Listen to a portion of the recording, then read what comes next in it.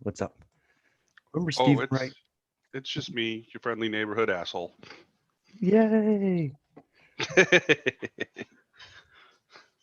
So what's up? Oh, sorry. Hey, welcome to Public Access America. It's like, sup? What's up? I forgot what we were doing there for a minute. It's just Oh playing. hell. It's Sunday morning, fresh cup of coffee. Been awake for maybe an hour. Mm, love it. That's when we get Jeffrey in his prime, right? Usually, yes. Yeah. Of course, Debbie looks at me and there'll be times where I've already been at it and Mm. they'll get up and they're like, how can you be this way so early in the morning? I'm like, well, what you don't understand is that, I start waking up at like 4:30 in the morning because usually the Right. cats want to be fed. And then it's like, I get deep sleep for a little while, then the cats want to be fed, and then I get a nap, and then I'm up and at it. So like, I'm also one of those people too where unless I take Benadryl or, any other thing, like I'm a light sleeper. So like Yeah. I wake up pretty easily most of the time. Ooh, Unless I'm like same. really tired. Today I was a little tired because I went and helped a friend redo the suspension on their truck Oh, nice. yesterday. So I'm a little sore and a little tired this morning. So I was like, okay, we'll go at our own pace. Love it. All right. Well, I'll take it easy on you. We actually, No, you I, won't. I actually mentioned some topics just so that we had a little bigger grasp on it. Because I really think this pipeline issue, the Colonial pipeline issue, is like the future of things to come. And so I'm really interested in that. And then I don't know if anybody that knows me understands that I'm a timeline guy. And just the fact that Israel was just placed in the middle of Palestine kind of bugs me. And I wanted to know how it got there. So hopefully later we can talk about that, just how they got where they are. That's what bothers me, not the conflict. That's going to happen all the time, but why is Israel there? That just, it kind of bugs me. Did they just move in one day? And then we actually got some questions from a listener on Instagram. Nikki is blessed, sent us three questions. Two of them I don't think really relate to you, more toward Devi, maybe. Maybe not. Oh, hey, well, you know I think it's addressing daddy issues, but then there's another one about the new mask mandate. So how about mm, we'll just warm our way into your topic by saying we don't have to wear masks anymore, so yes, to update our COVID vaccine episodes. right. So, from a mathematical perspective on the whole mask issue thing, whew, okay. So, as some of you might know, I'm a data person. Like, Hmm. I am very, I have a master's in information management. Part of that is analysis. So, here's where there's this giant disconnect. Like, and I this is my biggest problem with Democrats is that the moment that their party head says something is okay, it suddenly is like, yay, we're all going to embrace this, things are, sunny and peachy and blah blah blah blah blah. Like, Hmm. for example, when Trump wanted to reopen schools, all the Democrats were screaming, no, it's too dangerous, there's no safe way to do it. Biden gets elected, gets in office, and says, we're going to reopen schools. The Democrats are like, yay, this is all going to be magical and better. And I'm sitting here going, nothing has changed. There's been Right. actually zero change. It didn't matter how, quote unquote, safely you tried to do it.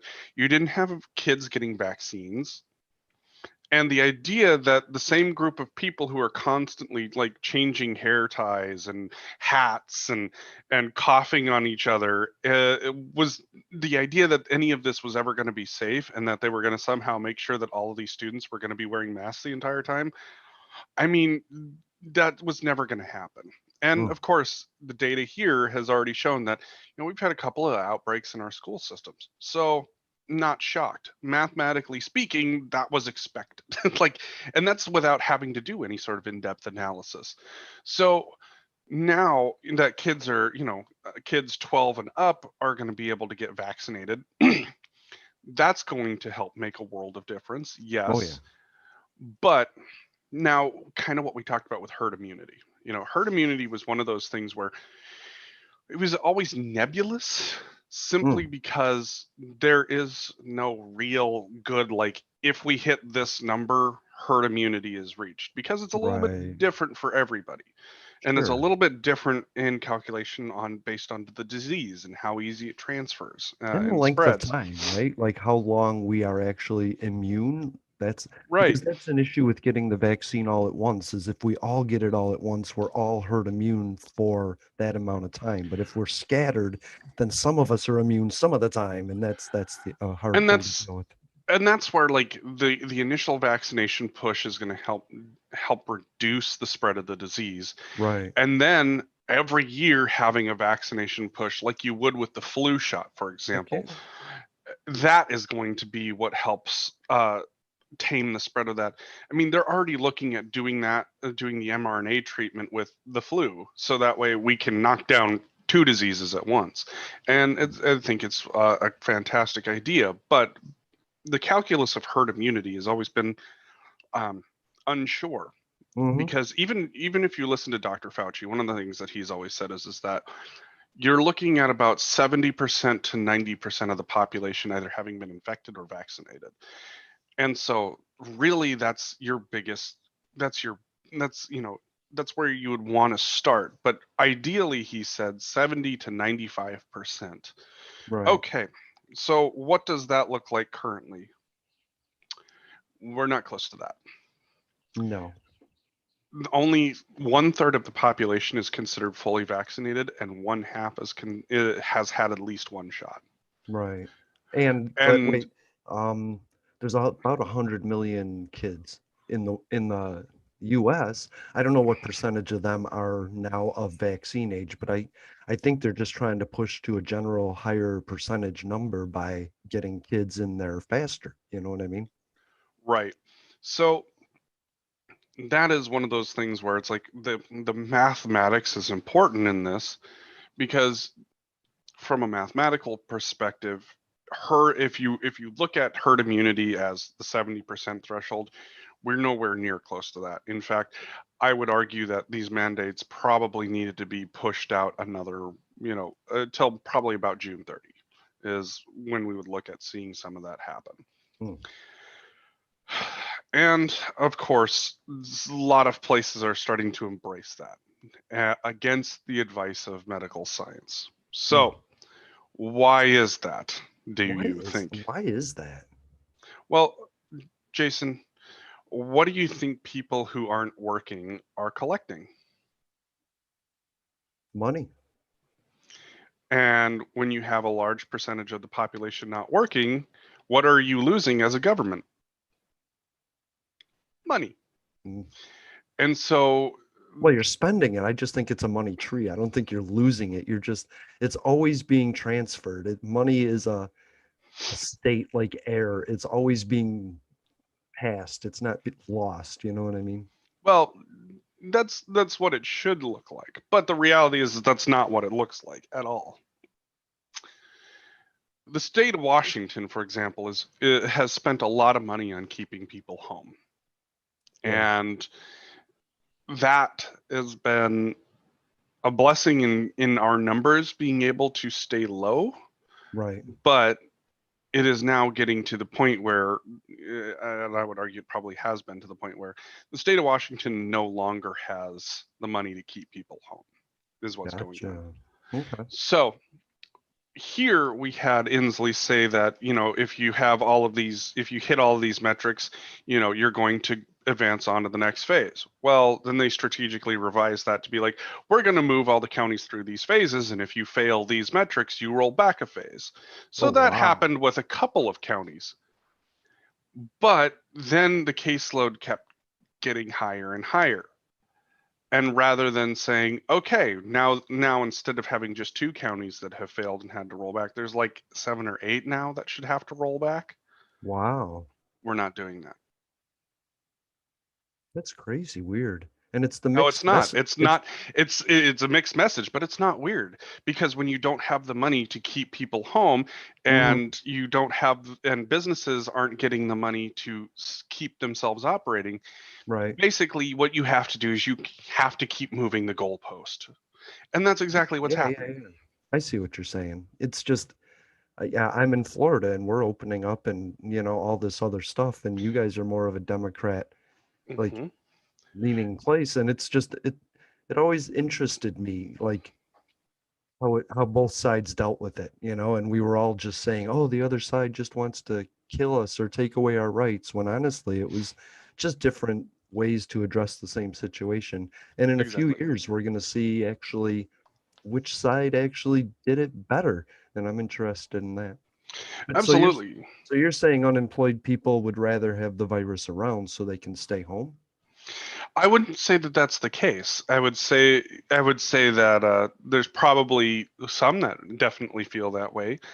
I would say that probably the vast majority are like, hey, we what we're being told is that the vaccines work, but that Right. there are breakthrough cases and that the boosters should help solve that problem. And we want to stay home until the boosters are there.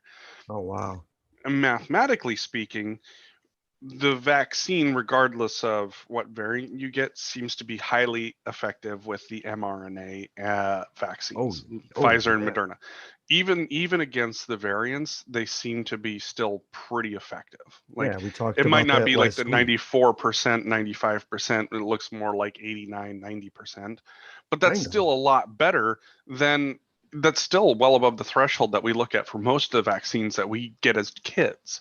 Yeah. So I mean that is something that we have to take into account is And that it's totally close to perfect when it comes to keeping you out of the hospital or deadly sick or dead.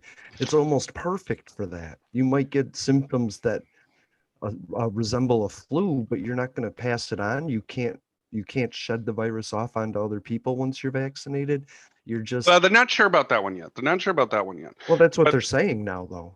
So that's what what I've else are you seen going to go some with? say, but that's what I've seen some say, but they really haven't shown any evidence that that's the case.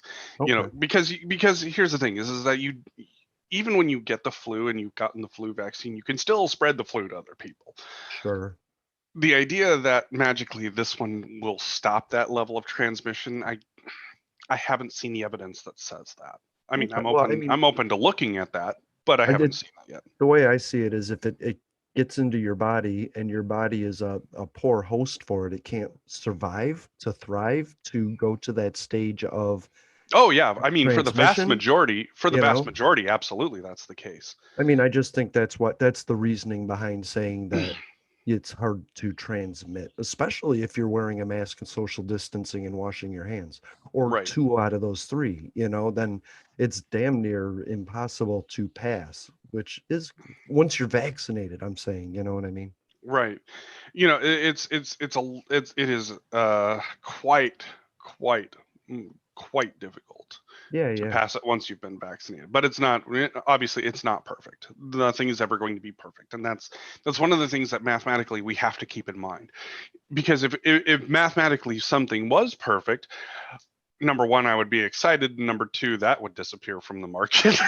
Right. That just means you haven't done enough math on it. If you have 100%, because even Lysol's like we're 99.99% effective. They Right.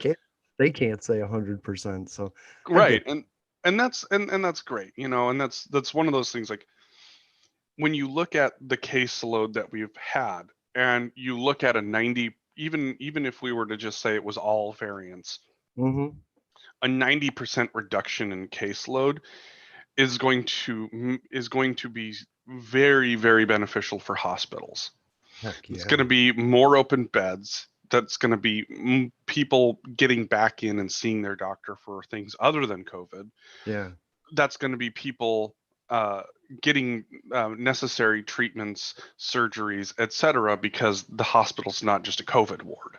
Right. I mean, last I checked, it was 40,000 people in hospital beds with COVID out of 110,000 beds in the country. So we really brought that down. At its peak, it was 116,000 people filling our hospital beds. And we were 16,000 people short as a nation, 16,000 beds short as a nation. And now we have so much room. I And like that. that's what's fantastic is that there is clearly evidence that says that this is working.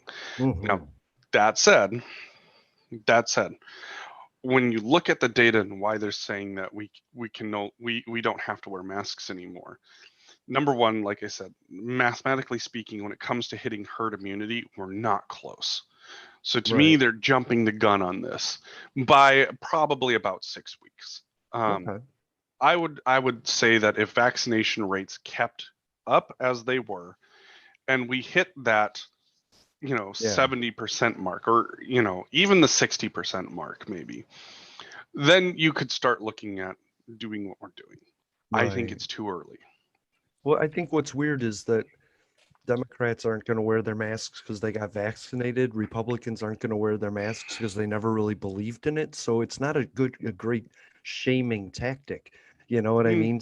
no, Telling people they have to wear masks if they never believed in the vaccine, the mask, or the disease itself to begin with. So I don't understand that one. And if you're not going to accept my vaccine card as a way to get me stuff that they didn't get, then it's a useless attempt. And why would you do it unless he's Joe Biden wants a goal by July 4th, right? hmm He's trying to achieve the goal of herd immunity by July 4th.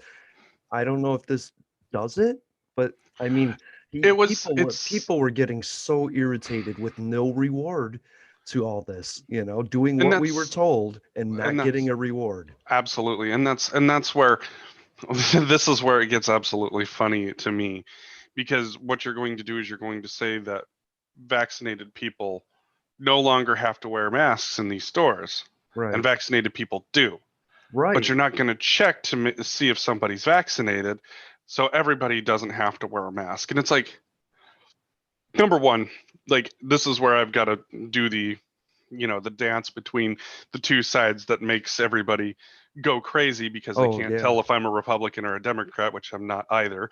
So when it comes to the idea of getting, like, these vaccinated sections and all of that, to me, it's one of those things where I think it's absolutely insane, Mhm. because you can't ask to verify that information. It's illegal to do so. Mhm. And you put I would argue that you put people who are vaccinated at risk, because you know that there are going to be people who aren't vaccinated that are just going to test this theory Right. and be like, "Oh, did you get sick because I coughed on you?" Right. On the other end of the spectrum, the whole question about, do mandates work?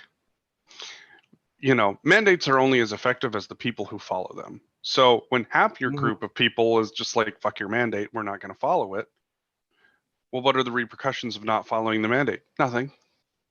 Right. So you're telling me that you want me to do something and there are no penalties for me not doing it? No, I'm not going to do it.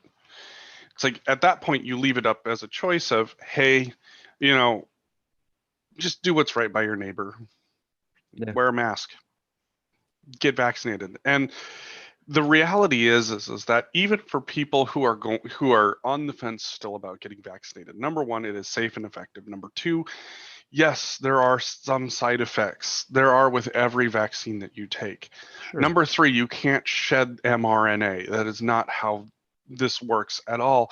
No. But number four, people need to get back to listening to their doctor about what medical advice looks like. Because while If they're not willing to do the research themselves, then they need to find someone they can trust that's done the research. right, because here's the reality is that your medical professional, for the most part, is going to recommend certain things for you as a way of keeping you safe and healthy. Hmm. Does that mean you have to follow it? No. Is it in your best interest to follow it? Probably.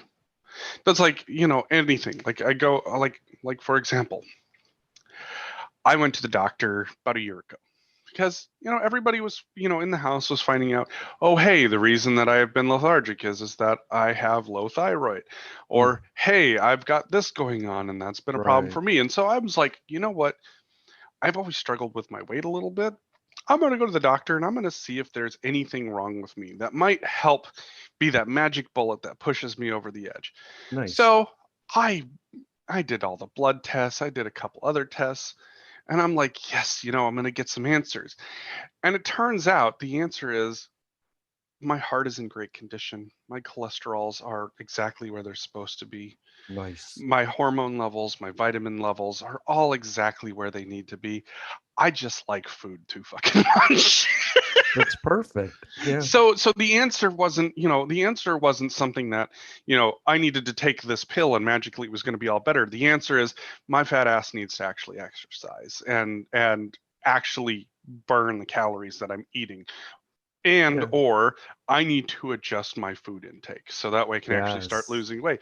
And the fact that I did it for a while and I lost some weight and then I put it back on because I stopped doing it, Hmm. is just a testament to the fact that it's like, this is on me at this point. Like, I have to make the decision that I'm going to eat healthier, I'm going to exercise to be healthier, and I'm going to follow my doctor's recommendation of me doing something that is going to benefit me.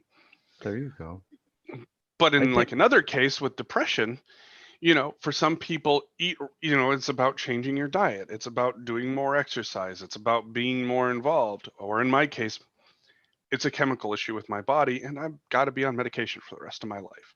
but And that is the people answer. have to know that you don't go to your internalist or your general for that. But that's the thing is we have to go to our general physician for everything. And when it comes to depression, often they try to treat it when it should be a referral to a different kind of help.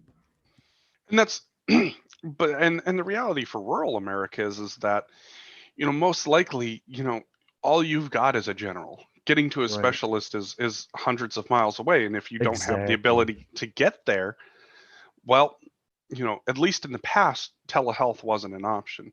Now Right. that, one of the things that I have to, you know, applaud the last administration for was making it so that way telehealth would be far more available to the public, whether Agreed. you're in the city or rural, because the reality is that we live in an age where we have enough technological advances that there shouldn't be as many barriers to anybody getting to a doctor, That's right. be it your ability to travel, be it visual, be it disability, be it anything at all. You should be able to see a doctor and Hmm. have them help you. And if they need to refer you to somewhere to do whatever test it is that is in close proximity to you, that way they can get results and get you moving. Yeah, I just think if you say you have depression to a general physician, they're going to take a medical pharmaceutical approach to it. Whereas if you go to a therapist who isn't allowed to distribute pharmaceuticals, then you're going to get more talk therapy, which might be what you need as well. Or Absolutely. you might actually need intense therapy and pharmaceuticals together, and you need to see that person. But So I don't. so here's what happened in my experience. I went to the doctor because I was having major depressive episodes. Mhm. The first thing that they did was they referred me to a therapist and said, "Let's Perfect. start here." Right. Because depending on your doctor, they're going to try and start with the least medically invasive first. Sure, sure. You know, there's no need to You would fix the hope. problem. There's no need to fix the problem with a sledgehammer when all you need is a ball peen on a finishing nail. You know, Unless you have the doctor that's getting paid to promote a certain pharmaceutical, and then suddenly everybody's on that pharmaceutical, you know? yeah, which in which case that's one of those things where we can dive into that one and I'd have a million things to say about it. What I'm saying is like doctors aren't paid enough to do what they do, and they're stretched super thin and don't put a lot of thought into you. So if you don't put a lot of thought into what you want from the doctor before you talk to the doctor, that doctor's going to try and take care of things that they're not qualified to take care of. But Absolutely. if you ask the right questions and address the issues the way you should, then you might get a different outcome. Hmm. So, Now, in the case of internal medicine, like whether or not you should be getting vaccinated or not, mhm, once again, this is all highly dependent on your own body and the way that you're going to react to this.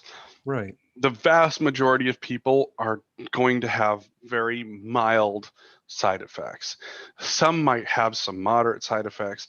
Very few have severe side effects, Yeah. which is what you look for.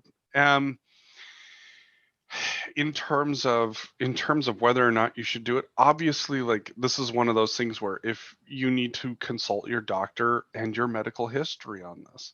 Hmm. If you've taken vaccines before and you've had no reactions, there's a pretty solid chance that that's also going to be the case, because as Yeah. Dan talked about, the things that are in the vaccines, are pretty safe and effective. Yeah. There's most people have very few issues with any of them at all. Salt, But sugar, and vegetable oil. You know what I right. mean? So it's one of those things where you just have to listen to your doctor and why they would say, why they would recommend or wouldn't recommend.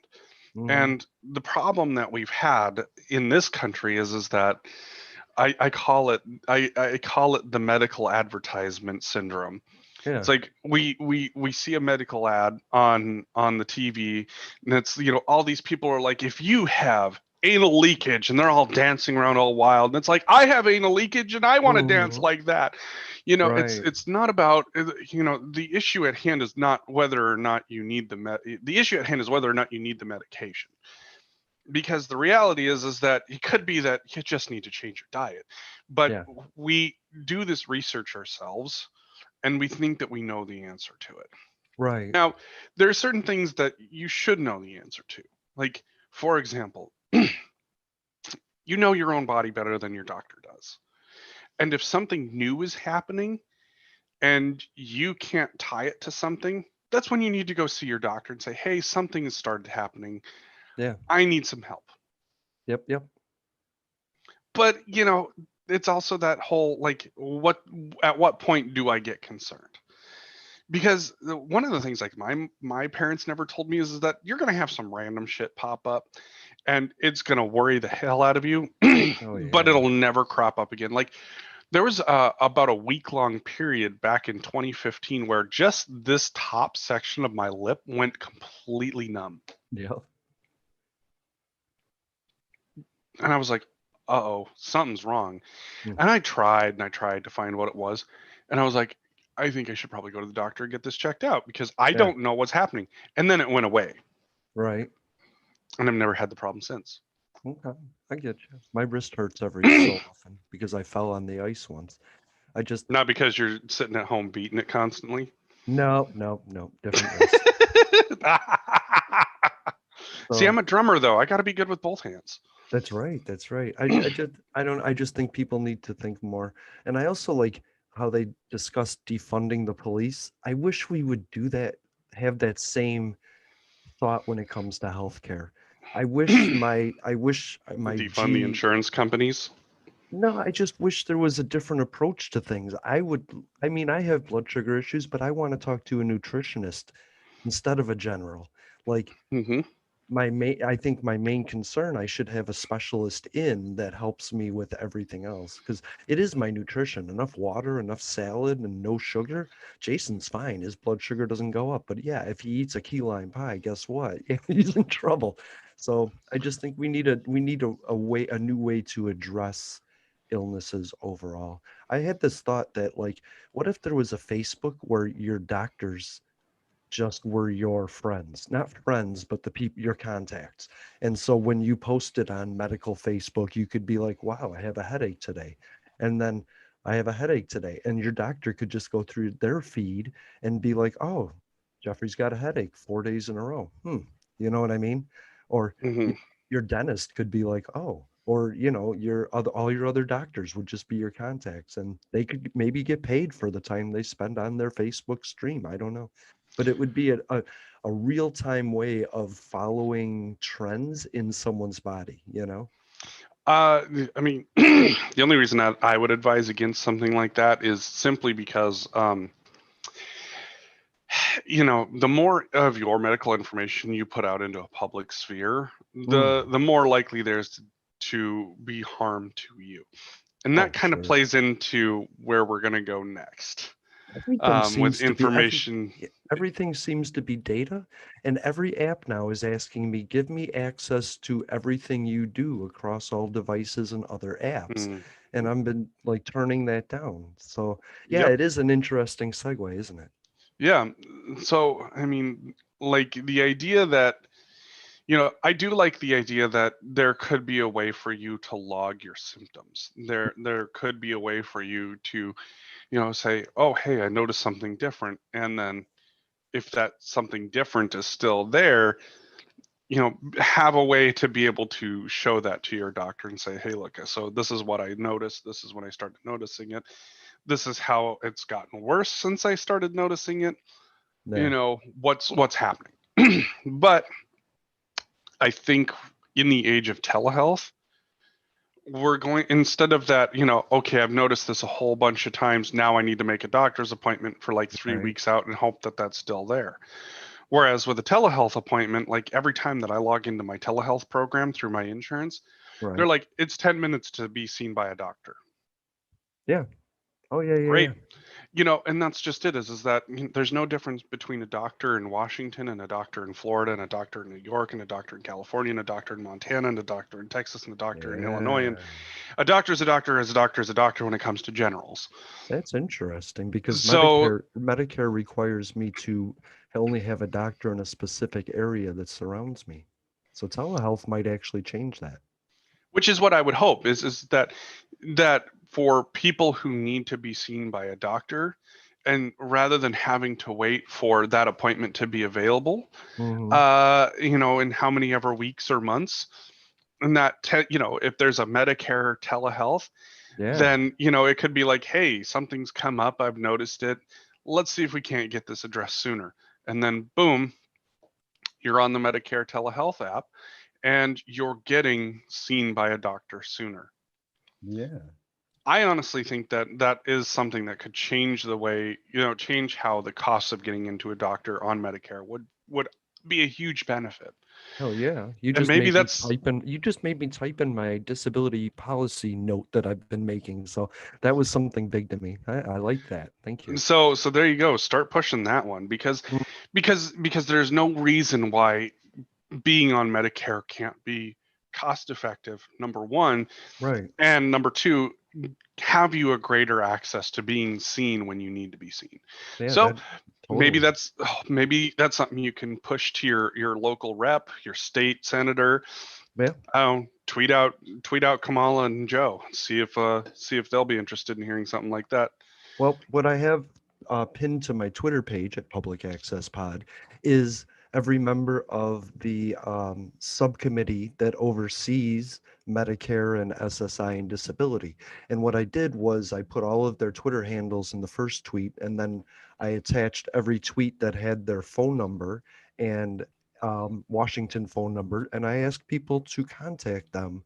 But the problem is until we're unified into what we want, we can just scream for attention like a kid. But once we Hmm. get the attention, if we don't know what to ask for, then we're just kind of screwed. And so that's why I've been putting this together concerning housing and um, like everything. Like, why can't I have a savings account? Things like that. So the Right. fact that I can't see an amazing doctor in New York, and I got to see a below average doctor in Florida, that doesn't make sense to me. And so that's something if I got Medicare's attention, I could be like, yeah, this is what I want you to fix. Like, here, change this line Right. in your policy, you know? Right. And that's the thing, is that Medicare is Medicare is Medicare. It doesn't matter what Right, state that you're in. You right. should be able to see a Medicare related doctor. You know, does it really matter if that Medicare related doctor you have to see is in Kansas? It does to Medicare Advantage. I should say I am on Medicare Advantage, which is different than Medicare, other Medicares. So But it shouldn't be. That's the thing is it that shouldn't be. It shouldn't be. It it shouldn't shouldn't be. be. You know, because the rates are the same regardless of what state that you're in, and the doctors are, you know, part of the program regardless of Hmm. what state they're in. Like, it should not matter for you to go see someone and get the care that you need if it's online. That's And right. that's the beauty of it is that if they're like, hey, we should probably do a blood draw because there could be a number of blood related things that we can look at. Great. Now the next question is where could you go to do a blood draw? Any You know, lab in America. and that's just it is that, you know, there's, you know, I believe that there are certain pharmacies, there are more pharmacies now that do blood draws and things like that. You know, Nice. I know that we have like LabCorp here has a number of like pop-ups places where you literally just like catch a bus somewhere if you needed to catch a bus right Right. along a bus stop, and boom, you're there to get, you know, a blood draw done. That's the biggest impairment to my health is the blood draw because I gotta find a ride, to get it. I would love like just phlebotomists, like Uber drivers, you know what I mean? Just on call. Mobile draws. Mobile Would draws. Yeah, those I sound mean, awesome. that wouldn't be such a bad thing, but the problem there is that being able to keep the sample at the temperatures that it needs to be kept in, you Sure, know, sure. unfortunately that's just, I think that's just not something that the technology is there yet. Doesn't mean it can't get there, it just No, isn't there yet. all it is a drone, right? That's all we need.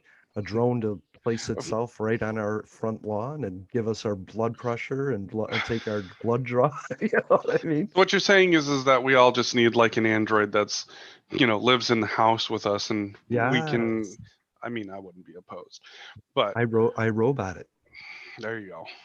but but there are ways in which we can make the system more effective for people who need it to be more effective. It's, you know, with when you have high population centers, Yeah, that means that you're going to have a higher percentage, you're going to have a higher number of people that are going to be needing Medicare. There is no reason at this point in time why you have to be locked in to a specific area right. where your hope of getting in is not going to be anytime soon. But the guy in Kansas who is the Medicare doctor, you know, in Hmm. a specific location, Yeah. might have 2 or 3 patients a day, Right. and he could use, number one, the money if he doesn't have more visits, in order to get, you know, to meet his, that ability to spread that out so that way people are being seen more effectively. Right. There's just no reason why that shouldn't be Not to mention, available right now.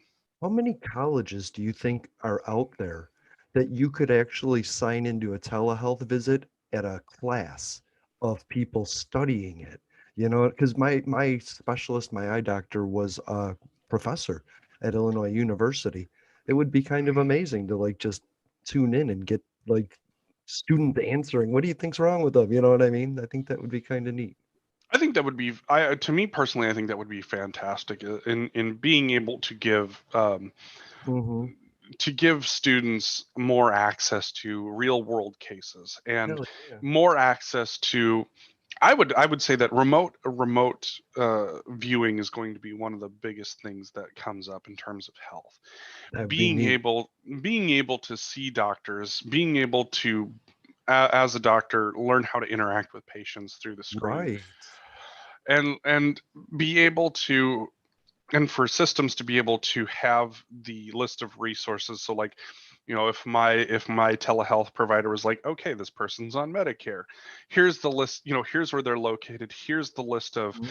places where they can get their blood draw, the list of places where they can get their medications, Right. that, you know, oh, hey, this person has disabilities and they need to be on a bus line. Okay, boop, boop, boop, boop. Right. Here is the list of locations that are close to you on a bus line within 10 minutes. Yeah, and all we need for that is a customizable page. Like Mhm. that it's everything is intuitive. So just learn from me, learn my needs as I request a ride, give me better options for that ride. If I see a doctor, show me doctors that are affiliated to the same subject. I like that kind of stuff, you know what I mean? But And that's the thing, is I that think what's information's already there. That information is already there. It's just about Mhm, actually putting it into a form that's usable within the right. Medicare system. But I think what else that would happen was a patient would see the doctors coming up, and they would be more communication there, because you're seeing these doctors from the ground up. You're seeing who they are. You're seeing that they're not. We've turned our doctors into accountants and paper pushers, and they don't have time to be doctors anymore. And Right. so seeing them as they don't have to do that and they can just be inquisitive doctors, I think that would be kind of beneficial for everything. Absolutely. Yeah, I like that. So, information. Information. And I'm just this is one of those things where the more information we put out there about ourselves, the more likely we are to have that information compromised. Oh, heck yeah. And It's so everywhere. now, when you asked, am I going to be able to talk about Colonial Pipeline? Mm, So, for the viewers out there, part of my program was to do risk analysis right. on an infosec level. What does the risk of doing business look like in terms of information security? I have a paper that has been published where I look at the risks of uh, the agricultural industry, like our food, in terms of oil and gas and the push to go from oil and gas to electric. Part Nice. of that research, most of my research was about looking at how the transition from one type of power source to another is going to impact the way that our food is priced. Mm, It also talks about how it impacts our environment currently versus in the future. mm, Now, I in my research though, a lot came up about our infrastructure and where it stands. So when it comes to the infosec side of things, I'm actually fairly well versed in it. So here's where we got to start. We got to put a little history into this. yes. Yeah. I wanted you to go all meta on this subject. I love it. So with pipelines, one of the things about where we've gone to where we are now. In the past, we had, a series of very manual processes, things that weren't controlled by anybody other than a person with two hands. You look at those systems and, it wasn't perfect and it wasn't efficient. As the internet comes about, we start to realize that there are some things that we can do that will make more of those processes efficient. We'll be able to deliver things just in time, is Mm, what it's called. But what that meant was that we had to sacrifice some physical controls for that, actual hands on the object. okay. As computing power gets greater and greater, the need for people to be involved becomes less and less. That is the low orbit level version of this. And to bring it back down a little bit closer to Earth, when the internet first hit the market for all of us, people were imagining the great potentials of the internet, things that you could do, things that you could see, things that you could connect. Heck yeah. And hackers were just this weird sort of like super low underground thing, and they were just targeting the government, you know. But the idea that they couldn't target an individual was, that they could target an individual wasn't really a thought yet, because in terms of what you had was most likely you had you might have had your name out there, you might have had your email address, potentially if you had posted your phone number or a mailing address. I Right. mean, we weren't doing credit cards we weren't ordering stuff There until was no about benefit 2000. to there was no benefit to doing it to individuals back then, right? Right. And more likely than not, the ability for them to make any sort of good money off of it was just very minimal. Yeah, you can't Like, sell data if nobody wants it. and you can't steal money if you don't have a way to collect that money. Right. And so that was just, the Wild West days of the internet were simply that, you know, you had to attack places where money was flowing. As we get into, the the later pioneer years, starting, around, I would say, 2008 ish, people are getting more comfortable with using credit cards and things like that. So it becomes now a lot easier and a lot more viable to harvest credit card information and steal that. Okay. Right. So, now, you're looking at people stealing like $50 here, $100 there. You'd get somebody who'd try to go overboard and, try to cash out a couple grand, and your bank would shut it down because you didn't have the Right. money in your account. But there was more benefit in these smaller transactions, as a way of harvesting cash from people and waiting until they get caught. Right. In 2011, you start to see the rise of what they call the Internet of Things, IoT. It was this exciting new era of, we could connect all of these devices to the internet and you would be able to interact with them in different ways, like Right. having your printer on Wi-Fi, having your phone on Wi-Fi, having your toaster on Wi-Fi. Yeah, And I'm like, right. why the fuck does a toaster need Wi-Fi? Hey, trust me, I got a friend that has it. It's on. Well, at about that time, hackers started realizing that they could use these devices as a Right. means of attacking other major systems, because they did not invest in uh, infosec on these devices. There was no internet security. So you Right. could literally, very simply reprogram these devices to send out requests to a specific IP address and just overrun their systems. You saw that happen with Visa at one point. Wow. Okay. You know, and basically none of these companies had thought about how they would implement security into their hardware, so that way you couldn't have your toaster trying to hack, Bank of America, or trying to shut them down, so that way they Right. couldn't process transactions. Because if you send a billion requests at a time, it overloads the system and makes it easier for you to get in as the person trying to hack it. Or just shut it down, and then you get into the quote unquote ransomware era. About Yes. 2013, 2012, 2013, you start to see the rise of the ransomware era. As phishing,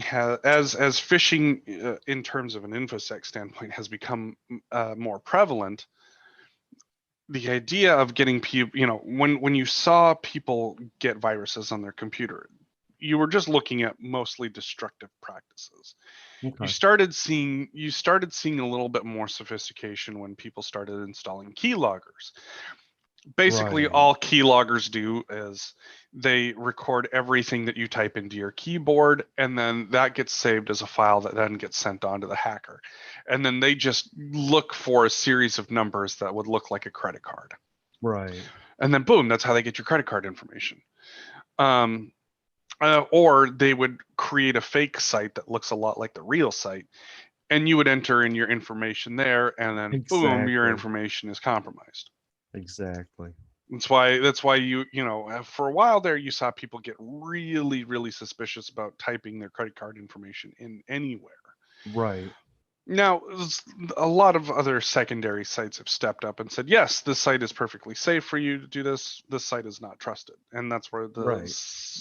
SSLs and security certificates have come in the greater web side of things. Right. Right. But the reality is that all you need is one link to click on, and you as a person compromise your computer. Right. As this level of sophistication increased, hackers soon realized that they didn't need to just target individuals, they could target companies. And because they've figured out how to spread malware within a system, there became a couple of main vectors that you saw. Number one is we're going to target the individual. If we John can get them Podesta, to right? if we can get them to click on it, it gives us a way into their system, and then we can try and get into their server from there. Gotcha. Or number two, like you saw with SolarWinds, is that they target a specific software, change out the software update for a compromised version, and then the company thinks that they're downloading and installing a trusted software version, and that's how they get in. Right. Okay. So that sets up this whole premise for what in the hell happened with Colonial. And is it attached to SolarWinds? No, this Okay. is not a SolarWinds related thing. Okay. So what happened with Colonial? Was all of Colonial's systems compromised? The answer is no. Oh, cool. The reason why they're able to get up and running as fast as they were is because what happened was they got a ransomware attack on their financial systems. Sure. So that means that if they were paying anybody or if anybody was paying them, that information got compromised and held hostage. That was the terabyte of data that the hackers got. Now, what these hackers have come to learn is that there are two ways that you can make money off of this. Number one, you can lock down their computer and then steal their information and then potentially get more money off of that. Right. Or number two, you can lock their computer and request that the company pay you directly through Bitcoin or whatever. Right. And that's how they make their money. So rather than having to, potentially steal a bunch of credit card information and then have it, get charged, it makes the ability to trace the source of the hack a lot harder. Sure. And the source of who's getting the money, because Exactly. you're making the payer pay in undisclosable funds. So that's unique. Exactly. So with with the rise in cryptocurrency, you're seeing more of a rise in thefts and ransomware attacks that are going to lead to greater usage of cryptocurrency in order for people to pay their stuff back. So I'm going to take this time for all of you individuals out there. If you want to keep your information safe, there's a couple of simple things you can do. Number one, if you have like a bunch of pictures, photos, videos, audio, things you want to keep safe, you should have a backup drive Yeah. that you, number one, either back up your machine, you back your machine up to, or number two, you just back up those individual files to. Yeah. Personally, I'm the kind of person where I back up the files and I can nuke my hard drive and start from scratch. And that works for me. I'm an IT person, so for me that just it makes more sense because I can eradicate the virus, but keep my files. Right. Sure, it's a pain in the ass to get my programs set back up the way that I want them, but getting everything nuked, I just know that I'm not going to have to deal with a hacker. When you get hacked, you're nuking it. Whether you have a backup or not is irrelevant. You got to get rid of it, right? Well, there's a couple of different. I mean, you can get rid of it without nuking it. Hmm. I just happen to be the kind of person where I would rather just nuke my hard drive and start from scratch. Sure. Sure. That just for sure you're going to eradicate it versus I think I got it.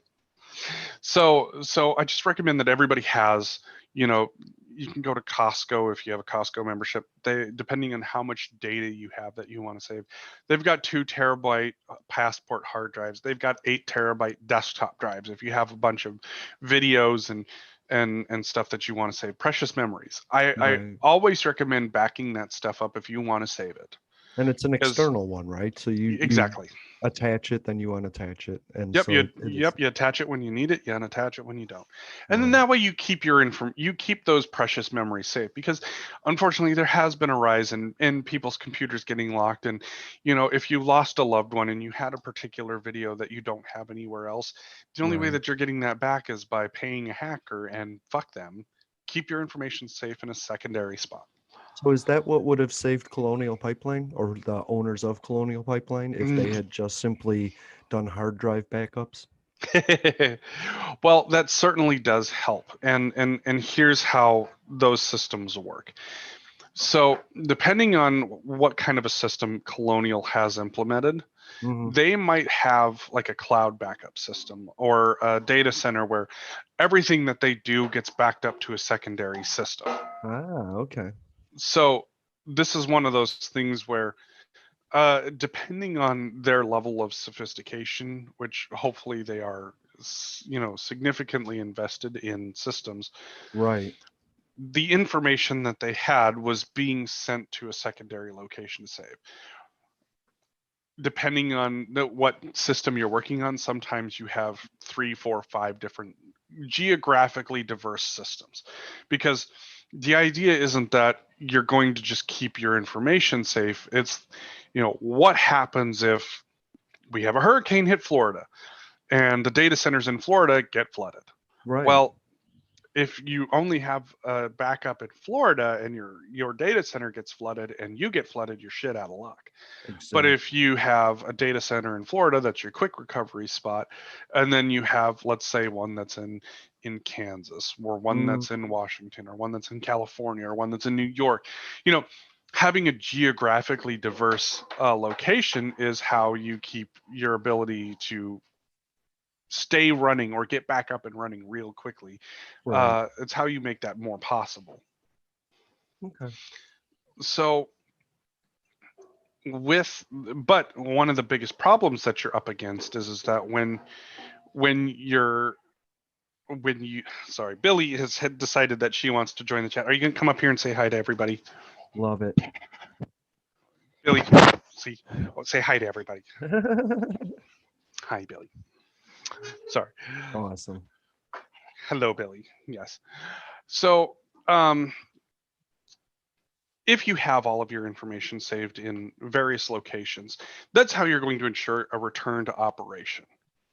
But what if the problem is that the information that you have backed up is also infecting Right.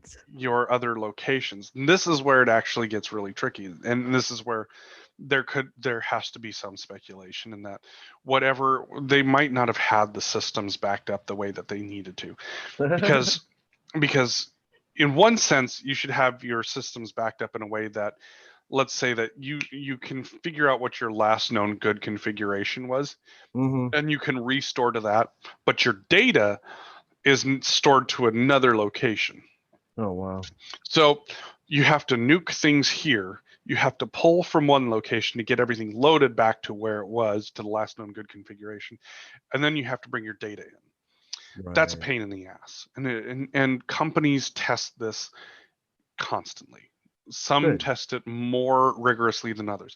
You saw that we saw this happen, and you see this now with major corporations: Google, Microsoft, Apple. They Mhm. all like I got to watch Microsoft do a drill where their system got compromised and they shut down all of North America's operations and had Wow. it switched to another location in the country, not in the country, but in the world.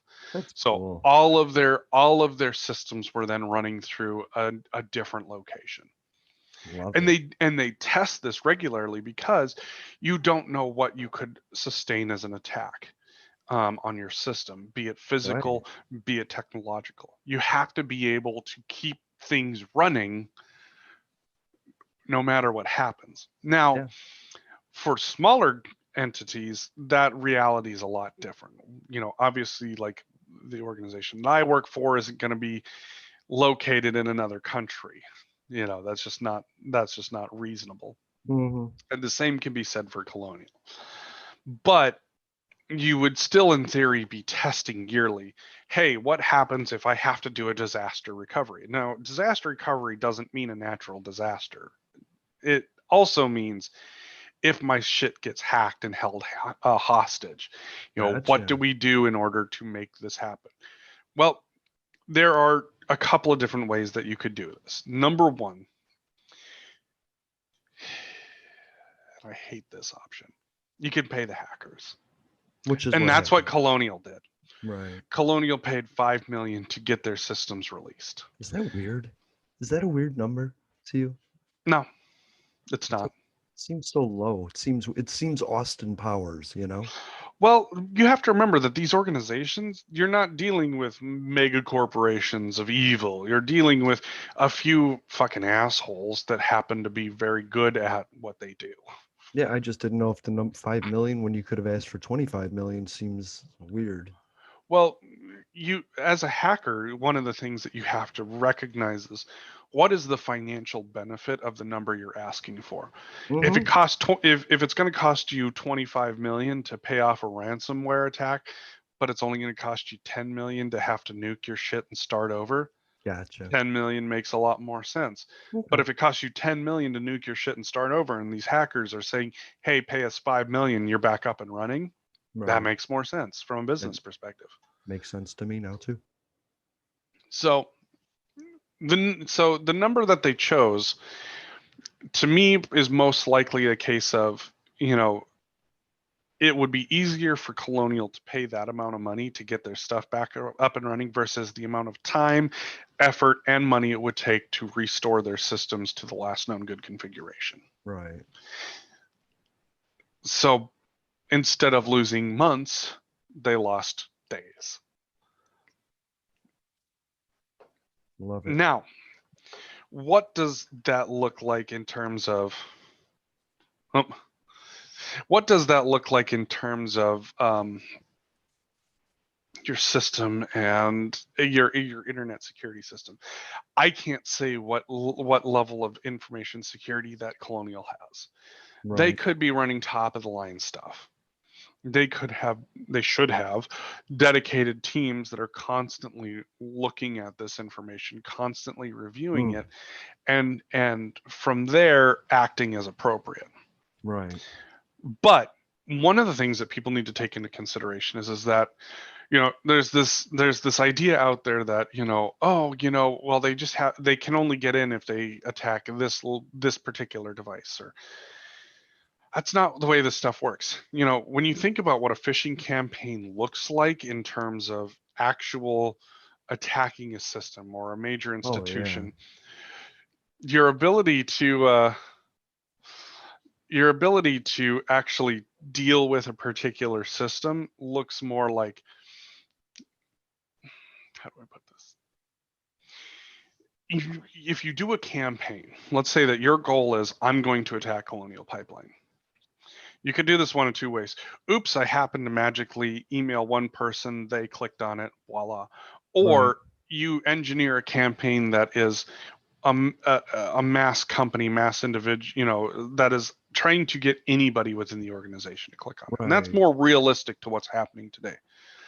That's one of the things that we're constantly fighting is that you've got people who try to imitate a higher up or a known person in the organization. Right.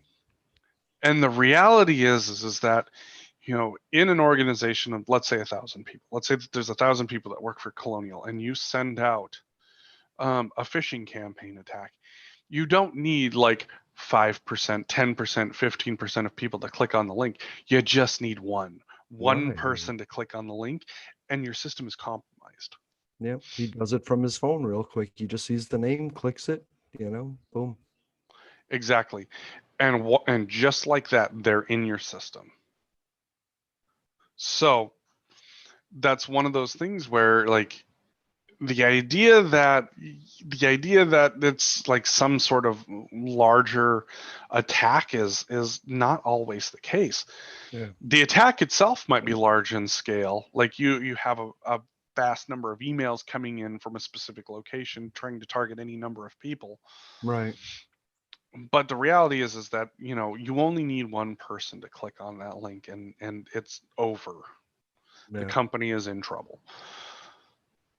So what happened further at Colonial? Because Colonial systems are what I'm going their systems were not segregated. So their financial system was not completely segregated from their operating of the pipeline system, Oh wow. is what I'm guessing. What Colonial did was they just took all of their systems offline to keep the hackers from potentially affecting their Right. distribution systems. Or getting in further. Right. Right. Because the reality is that you don't know who you're dealing with, Right. in those initial stages of an attack. You could be dealing with a hacker group, you could be dealing with a nation state actor. Right. Unfortunately, both of those are a very real possibility this day and age. Mm-hmm. Solar Winds was the Chinese government. The Colonial hack happened to be an Eastern European hacking group. Um, but even they acknowledged, they're like, oh crap, we fucked up. The relations between the US and Russia are bad. And so they even put out a statement saying, look, we're just pirates, internet pirates. Don't construe our actions as directed by a particular government. Right. And so like you can definitely fuck up and manage to get yourself into a world of hurt as a hacker group. Sure. And Sure. and and in the days following the hack, we've been able to figure out where their servers are located. So there's that. Whether or not we actually catch the hackers themselves is a whole nother story. Now, if they've been indicted, like, so But it whatever. wouldn't matter because It doesn't matter. Russia wouldn't extradite those people to us anyways. I mean, the rumor is we're not even going to be able to get a former president to New York to face crimes because he can't be extradited. So how are we going to get a Russian from the other side of the planet here? Right, exactly. So that's always fun. Yeah. But So so how do from we stop? How do we stop them? How do we protect ourselves going farther? That's the thing. How do we stop this from happening? Because that's what I'm always wondering is I know what happened, but how do we stop it? Like, the answer is you can't. you can't just shut down a pipeline of information, uh, optical cord stretching across the sea. Like, Well, you have to think about it as this way. The internet is not just one cable between the United States and Russia. mm, It's a series of cables between the United States and Europe, the United States and Africa, the United States right. and South America, the United States and Asia. The United States and like the internet is a series of cables and boxes connected all around the world, and Are they are you they can controlled by the sever. country? They can be, yes. Russia has actually set up their internet in such a way that they can literally cut access to everything outbound. Yes, that's what I'm saying. But now here's the problem with that. What if you ended up being able to go to Europe? You literally are unable to use your card. You would have to Right. carry cash over there in order to do that. That's right. Do you want to, your phone systems now are not just a Compatible. telephone system. Right. It's all voice over IP now. Mm, That means that calling outside of the country, not possible. mm. It just messes it all up. The web is so connected at this point that your option is to either invest in more internet security infosec within your organization to keep constantly researching and evolving your program to make it harder for people to get into your system, Hmm. or you could self-isolate. you So, could you could disconnect your systems from the quote unquote internet at large, but right. that also means that you now have to invest in creating your own system. That would be like, Colonial would have to have its own fiber optic system that it and only it connects to in order to control all of their different locations, all of their different distribution delivery systems, all of their financial information.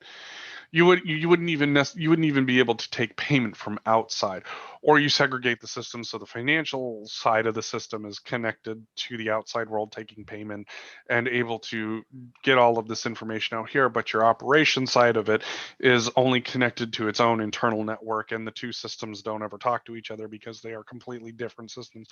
But the reality of investing in a type of system like that is so expensive that it is cost prohibitive. There is just no good way that you could take and isolate yourself in such a way that you could prevent that attack, unless the costs of doing it dropped dramatically. But that ends up going into the greater question of, is it just Colonial that has this issue, or does our system at large have this issue? And that in and of itself is a very difficult topic, Yeah. because the idea of isolating certain systems is difficult. Our electrical grid is also a series of connections. Oh yeah. Mm. Telephone, internet, electrical, It was all made to pipelines. be done remotely, right? Like everything was. Well, it became remote. It was Right? designed in a way that it was going to be functional, and it became remote because we needed it to become efficient. Right. Well, we needed protections and barriers, you know what I mean? Somebody monitoring the alarms somewhere. And that, and that's what ended up happening, is that the system became efficient, Right. but at what cost?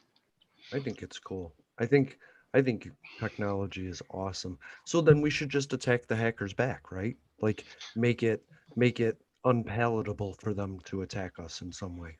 Like so Well, what do you think laser guided missiles like that would be cool? Like an automated system that just like shoots a bomb at the hacker once we've identified their location? yeah, that's how you end up starting a war between the United States and Russia. Ooh, let's do that.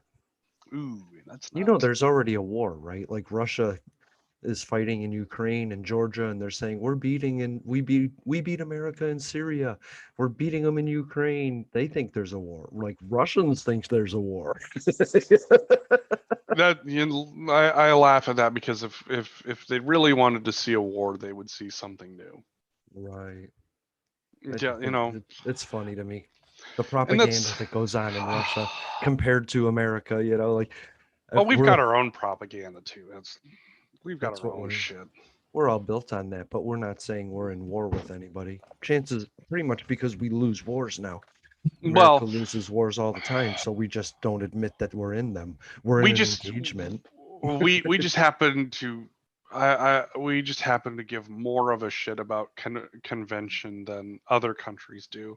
Yeah. Not to say that we give that much more of a shit about it. It's just that we aren't out fucking carpet bombing, and we aren't out, just, I mean, somewhat indiscriminately firing drone missiles at different places, but Right. it's six one way, half and dozen another. It's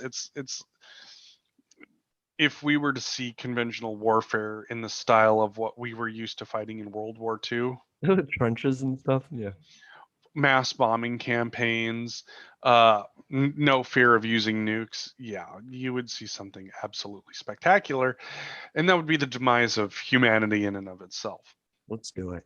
Yeah, fuck it, let's go for it. Let's I do it. don't I want mean, to. Let's, right, because then at least I wouldn't have to go to work tomorrow. Um, no, uh, no. Obviously, we, it's we can't we can't bomb ourselves into non-existence, so we have to do something about what we have, right? right. And so basically, what this boils down to is that the US in general needs to invest, number one, more in information security. Hmm. But number two, the battlefield is not necessarily a physical plane anymore as much as it is in the cyber systems. So you would say this was an attack on the homeland, I would call it an attack on a homeland, but I would not call it an organized nation state. but I is it an ISIS style attack?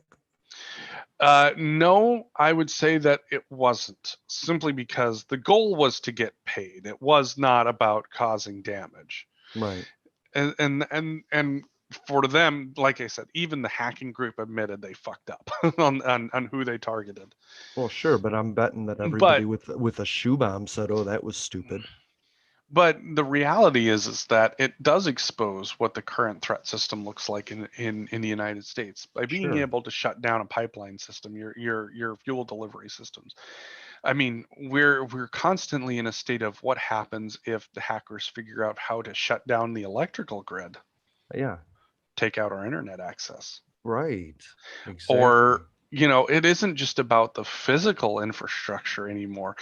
The idea of bombing a road or a bridge and making transportation impossible is a minor inconvenience compared to taking out our internet systems and taking out our electrical grid.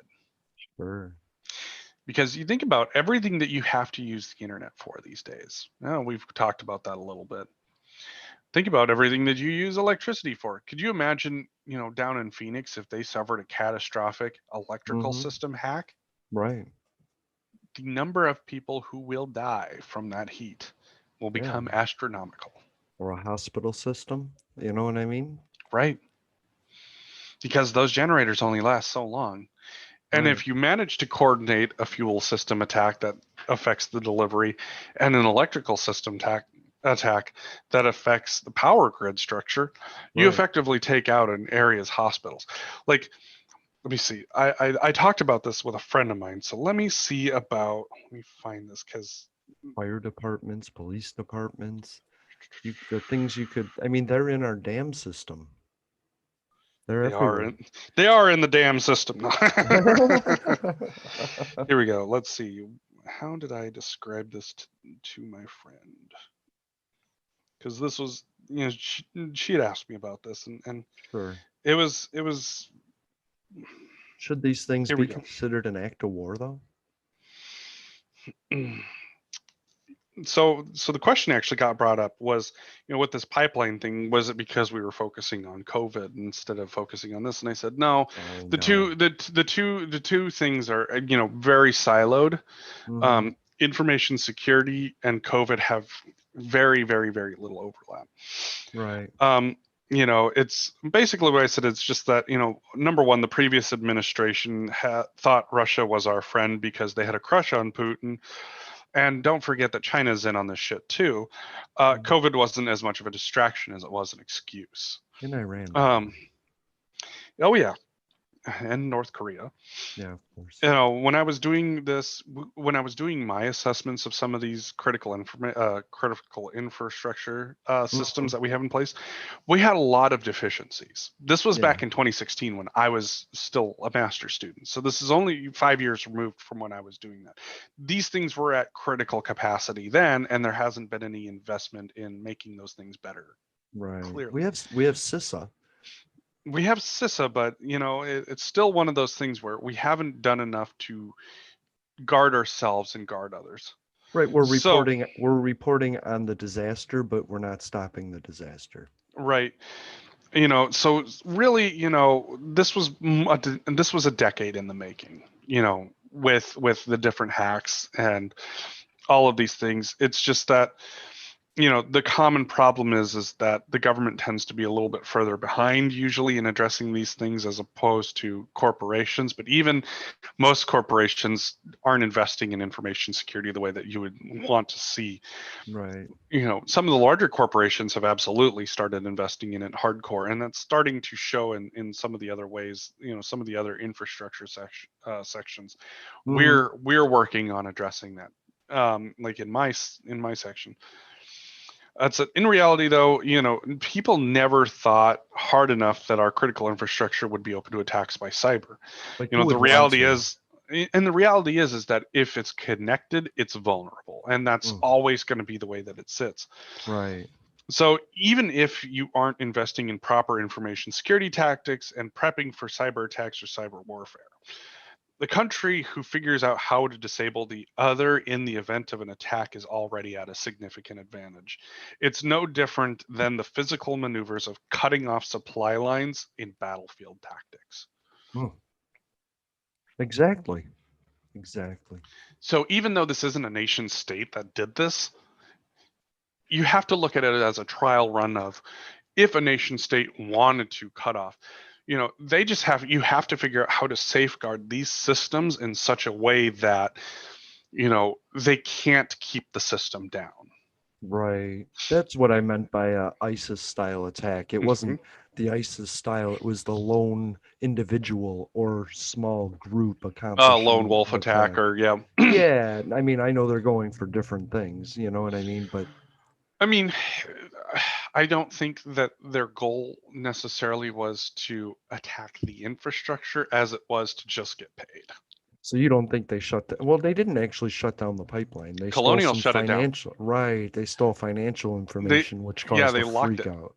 Yeah, Right. exactly. They locked everything down so that way everything down so that way they didn't have to, Right. worry about whether or not the whole thing was going to get stolen. But if this was just a small group in Russia, imagine what Russia's doing every day. And what Oh we're doing, man. what we should be doing. I'm guessing that we have a bunch of guys, bored ass like servicemen sitting in CISA going, look at how far I got into Russia's infrastructure. You know what I mean? Oh, the And idea that we aren't the idea that we aren't attacking or in anybody else's infrastructure is I right, mean, hilarious at most. exactly. The idea is how is anybody doing it in a way that they aren't getting caught? Right. The solar winds hack, I want to say was, oh, I forget how long it was. I want to say it was like 2 months or something like that that they were compromised. Right. So, or 4 months or something like that. There it was a couple of versions of Where it solar just winds. spread through everybody. Right. Yeah, Yeah. and there it was. You weren't hoping that you weren't. That's one of those, like, it's a non. It's a like a shotgun essentially. Yeah. You put out a version. Everybody downloads it, and you're just hoping that the people that you want to hack Mm-hmm. are downloading that version. So that is, it's not focused Right. but highly effective. And then you have attacks that are very focused on specific systems. Right. We saw that with the Stuxnet virus, which was what I believe it was an Israeli virus that was Oh. it was Yeah. either Israeli or it was ours, and I can't or both. Right. But that was the one that was used to take Iran's nuclear centrifuges offline, Right. where it's a very pinpoint attack and you're doing a very specific thing with it. Right. But and that's what some of the reality that people need to think about is that the system itself, if it's connected, it's vulnerable. Oh yeah. So in some way, shape, or form, if you don't have your systems disconnected, what ends up happening is it makes it more difficult. It makes it so if your systems are connected, it makes it easier to take down the system. If they're disconnected or there's some type of segregation or separation, it makes it more difficult for the system to be compromised. Right. Is Which is there is why, is there a way to have a funnel point for emails that go through a process to be cleaned? You know what I mean? Like all the emails come to Colonial Pipeline through one point and then they're scanned for viruses and then sent out to ensure phishing elimination? that does exist already. Okay, Yes, cool. most systems have that. It's just that you have to remember that these systems are reactive, not proactive. Oh So yeah, these right. so these so these companies, their software is constantly updating, constantly looking for this kind of stuff. Right. And a lot of it, when comes in, it gets caught and gets filtered out. Right. Every time But you get an update, it's because they found something new they need to protect you from. exactly. But that said, that update is a reaction to something that has happened, Right. not necessarily something that has been successful. That's And what we're that's the good at, though. America's good at reacting, not proacting. well, I mean, that in general, but even in the information security realm, it's like, Mm. it is impossible to sit down and catch every hole that Right. exists Right. and be able to patch it. That's why if you look at the Linux community, for example, the Linux community, the reason why it's one of the strongest and most stable systems is because Linux puts its system out there and says, hey, have at it. If you find a hole, send us the patch. And there's a lot of Right. people out that are like, yeah, this is a hole. Here's your fix. This is a hole. This is your fix. This is a hole. Gotcha. It's not particularly user friendly, Right. but it is strong and stable. Windows systems, Apple systems are proprietary. And so they don't tend to put their code out there to be used, to be hacked, to be anything. Right. And so because of that, people tend to hack it just for the fuck of it. Mm-hmm. And sometimes they call attention to it and say, hey, this is a major hole. Sometimes they don't. Most White of the hat, time they don't. black hat. Right. So, this is one of those things where the question is what should companies be willing to do for the sake of information security and being able to fix some of these issues, because that's what you're always going to be up against. Is it's always Hmm. going to be reacting to whatever holes exist. Yeah. What you're patching is always going to be a reaction to whatever holes exist. And Right. sometimes those holes are, yeah, they make it a bit, the holes are difficult to utilize and you have to know exactly what you're doing. Or there are times when the hole is fucking huge and it's a critical issue. There's been a few of those with like Internet Explorer, and ultimately why Internet Explorer has died and become Edge, which is more of a Chrome based browser, but it Hmm. still sucks. Compared to what? I typically like to use Firefox. Firefox Okay. has far more security on it. Chrome is better, but is a resource hog. Then it's better than Edge. Uh, Opera can be good. Safari tends to be all right, but it's only because of a lack of use. Right. I personally recommend Firefox, but you can get even more secure browsers. But for the general person who's going to be using it, Hmm. Firefox is always my recommendation. Gotcha. You can also find additional tools on there to make your browser more secure. Customize So, it. yep. So that's always a possibility. I like that. Then we taught people something, maybe. Hopefully. But realistically, like when it comes to all of these different hacks and attacks, there are relatively few cases of people actually brute forcing their way into a system Hmm. in order to plant information. You're usually looking at something that's a bit more passive. And that Right. is somebody downloads a corrupted update, SolarWinds, or somebody clicks on an email link from somebody that they think they know, but they really don't. Right. And really, you just have to look and see what who is sending you something, whether it is actually something that is real, whether Yeah. it's someone you actually know, and if you aren't expecting something from someone you know, reach out to them and say, "Hey, did you happen to send me something? Like, did you send me this Right. on purpose? Because this seems a little odd." And It a just lot of times they're like, "Oh, hey, no, we totally didn't send that out. Uh-oh, crap, we got hacked." it makes to me it makes email seem irrelevant. You know what I mean? Like I can't trust any of the emails that I don't know that are from people, you know? I mean, I always say that, no matter how lonely or how down I might feel, at least there's some hacker out there that's concerned about whether or not I can get my penis up. Right. I get tons of messages. Hi Jason, it's Marie. Is this you? Like I Or don't my what? personal favorite is there's been one that's been circling around there for a while, where they either post your name or they post your password to something, and it's something that got hacked a while ago. And so they know that that's what your name is, or they know that that's what your Wow. password was. And it says, we caught you watching porn, and Oh yeah. we're going to send your sex tape to your friends. And I'm sitting here going, what? So basically it's like the equivalent of just like that's all you saw. Okay. My Oh no. my Oh friend's brother no. fell for that one. That's so hilarious. And they're like, oh no, they're threatening to post a picture or a video about me beating my meat to porn. Right? I say fucking do it, and Do it. watch me be like, yeah, I jerk off. What? Any questions? That's so No. funny. Okay. What was it? You your dirty sex tape, and I'm like, what? Yeah. Me sitting there looking like a fat kid that's excited to see a pizza.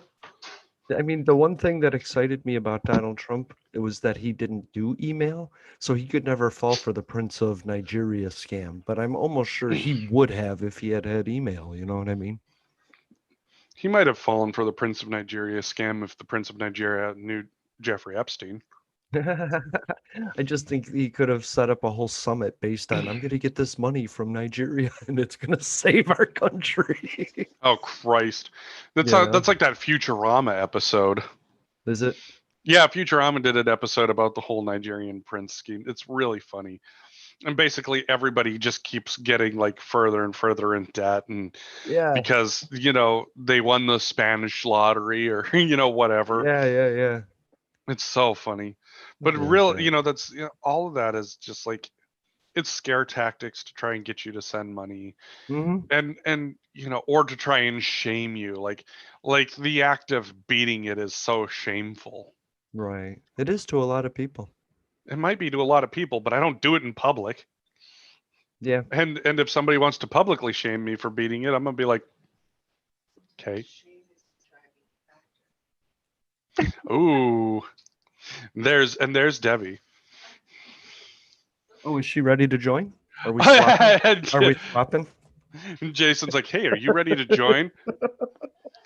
Because I guess somebody asked a couple of questions that might be actually more targeted for you. Uh, Debbie needs coffee. Well, I'm not quite sure if they're geared towards her, but they were female oriented. It was a female oriented question. So let's hear the first question. We actually Sex covered and shame. one without you even realizing it, and it was the cost of mental health. Don't tell me that I don't need mental you don't tell me I'm not mentally ill, that I don't have an issue. You know what I Right, mean? Because I do. right. And we covered that. But let's see. Uh, I will find it. Oh hi BC. Let's Oh see. hi BC. Mental health. And so it's Father's Day's coming up, right? Okay. And a lot of women and young ladies or kids have had a strain on the father-daughter relationship for one reason or another. Mm-hmm. And let's see, their dads and they're hurt, but they don't want to admit it. They don't want to speak to it. So women with daddy issues during Father's Day. Women with daddy issues during Father's Day. I don't know if Debbie has daddy issues. You might have daddy issues, you know? I I do might have have daddy daddy issues. issues. I do have daddy issues. Hmm. I don't know. Like I don't know. that's one of those ones where here's like as a stepdad that has had a shitty dad and a shitty stepdad, Right. like you know it's one of those things where if the man is worth celebrating, if the father figure is worth celebrating, then celebrate them. I personally have this issue of days that are specific to individuals: Oh, Mother's me Day, too. Me too. Father's Day, Yeah. Valentine's Day. Right. Be thoughtful and romantic uh, on one specific day. Right. You know that to me is that's a different issue altogether. Me Um, too. No, that's where I was going to go with it. I don't believe Father's Day should be a holiday, just like Mother's Day. I think there should be 365 days of respect. You know what I mean? well, it should be, but really, it's one of those things. Like I think when it comes to the health side of whether or not you have a relationship with your father or your stepfather, I mean, it's what it boils down to is if they're a great person and you want to do something special for them, do something special for them. Mhm. You shouldn't need a specific day of the year in order to thank someone for being awesome to you. For me, Right. with the kids, I'm stepdad. Where's my stepfather's day? Oh fuck. Yeah. Bullshit. No, I don't fucking care. Like my joy is the fact that one kid absolutely loves me to the point of they want to spend their time close to me, next to me. They like to be physically sitting on top of me at times because it makes them feel good, it makes them feel Nice. comfortable, it makes them happy. I believe that. The other one wants to go learn how to longboard with me and wants to chill out and be, just be dudes. Right. Great, that's awesome. you know it shouldn't take a day for you to realize the connection that you might have with a specific individual. Right. Celebrate it as you want to and as you need to. Don't just like, the whole commercialized aspect of it is gross. Mhm. You know, I like agree. those little moments to me of like my oldest wanting to sit next to me and lean on me and ask me questions and talk to me, or even just, like she likes to just be physically touching me in some way, shape, or form, just because it comforts her and it makes her feel Oh yeah. good. I have a friend like That's that too. Hmm.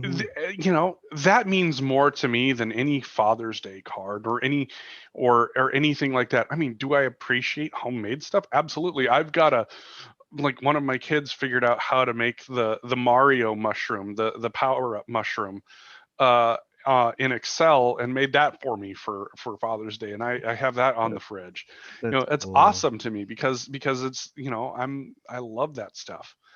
But like those memories of me going out and longboarding with one and sitting there and talking with the other is worth far more to me than any specific day that is supposedly tailored to me. Okay. I, I can say there's extremes when it comes to fathers. There's fathers that you know are dangerous and violent and hurtful and manipulative. Stay away from them. But for your average dad, if you have daddy issues, I just ask that you check in with them every few years. Stay yourself and see if they accept you now. Because people change, they grow, they mature, they accept, they forgive.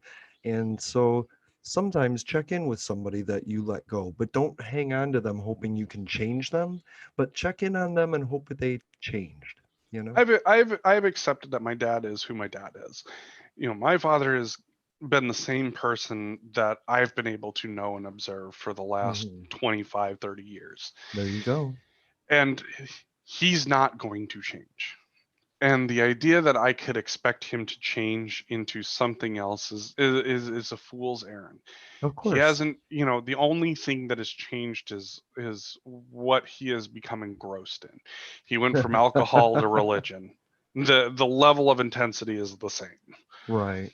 One It's habit for another. exactly.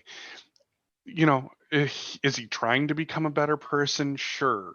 Does he still have the same selfish tendencies that he's had ever since? Absolutely. And I just come to know and expect that of him. Yeah, and you've accepted that that's who that is. See, it works Exactly. both ways. It works both ways. You walk up to somebody and you say, "This is me. Do you accept me?" And they say no, and you go, "Good, thank God, because I don't accept this version of you that doesn't accept me." And you feel confident in that. You know what I mean? Giving somebody a chance.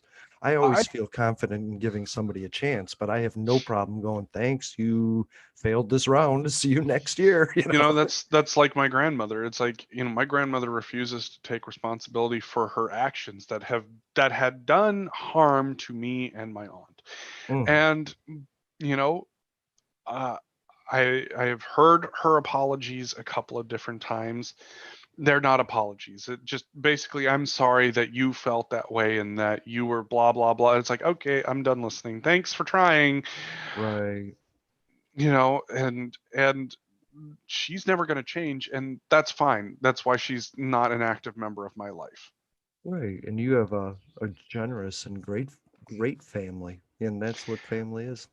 And that's the other thing too, is that family isn't just, blood might be family, but family isn't blood. you know Exactly. I've got people that I call family that I know. If like my friend Travis, if Travis if Travis sent me a message today saying, hey, I need you in California, could you get on a flight, I would be like, I'm there, I'm booking the ticket. There you go. And vice versa, if I ran into trouble up here and I said, hey man, I could use you, I know he would be on the first flight out, Sure. because we've got each other's backs, even if all we do for a while is just send each other stupid memes. But then eventually we'll sit down and talk, and it's like we haven't missed a day. Right. And that's just it. Having those people in your life is important, because the reality is that I can't necessarily call on much of my family to do that, and say, hey, I need you. I that's just the reality of it. So But I know that you like him because he's there for you? we've been through it together. Okay. Him and I have, and I've been there for some of his worst parts. He's been there for some of mine. But And what makes him a friend? what makes him a friend is the fact that, You know, he's there to tell me, the truth when I don't want to hear it, and he's there to support me when I hit the bottom Okay. and help pick me back up. A friend isn't necessarily someone who, is there through the good times. They're there through the rough ones too. But they're and there. and They're there for you. they're there for you, and they are, I would say that they're people that align with your views of the world. Okay. you know my buddy Travis aligns a lot with my views of the world, in that, we both, it's not necessarily about thinking the same thing, it's that we have a similar approach. I'm a farm and ranch kid from Montana. He was a ranch kid from California that grew up in San Jose. And Sure. Sure. you know it's our worlds intersect in strange ways, but familiar ways. And so we have this innate understanding of each other, even though, like, he wears a cowboy hat and I listen to death metal. Right. Right. Okay. so so it's one of those things where, like, even though the two of us have, some outward differences, inward we both feel, act, and do things very similarly. Okay. And those things aren't necessarily what drives us to be friends, but the fact that, we've each reached out a hand to each other to help pick each other up at the worst of times, and been there with each other through the best of times too. Gotcha. So, So it's a series of I did for you, you did for me, I did for you, you did for me that built up. but it's not, just to be clear, it's not I did for you so you do for me. That's what I'm getting at. It's a selfless act of, you know I did for you, I did for you, I did for you. He did for me, he did for me, I did for him, he did for me, I Yeah. did Yeah. for him. Yeah. It's not just this constant, like, well, I did something for you, now you have to do something for me before I do something for you. Because, in the long run, when you look at, humanity in general, it's that sometimes you do a lot for a person before they ever do something back for you. It's just that when all you're doing for someone is doing stuff for someone and there is no return at all, Mm-hmm. physically, emotionally, whatever, Right. that sometimes that's when it's time to start looking at, that relationship and asking, is this person actually a friend, or is this somebody that you think is a friend but they're taking advantage of you, Right. and you just haven't realized it because maybe the relationship that you have seems friendly in nature. Well, if you And don't that's if you don't expect anything from someone and they don't give you anything, that's basic friendship. You know what I mean? So how can you that's my point is like if you have a friend that doesn't do anything for you but they meet your needs and enough to be call them a friend, do you suddenly just say one day, "Hey, you don't do for me what I expect a friend to do?" Like well you what's I their think version of a friend and what's your version of a friend? And can you it's so weird to me. I'm a but barter man system. I go with that. Like we have a friendship that built up over time where we've done things so much for each other where the scale is gone.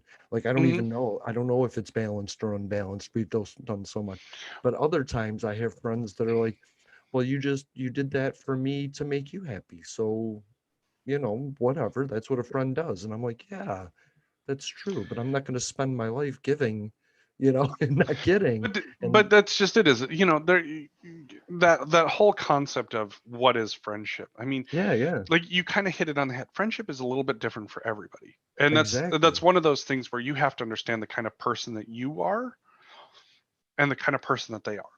Right, For example, like, you know some people are natural givers. They will give of themselves until they're dead.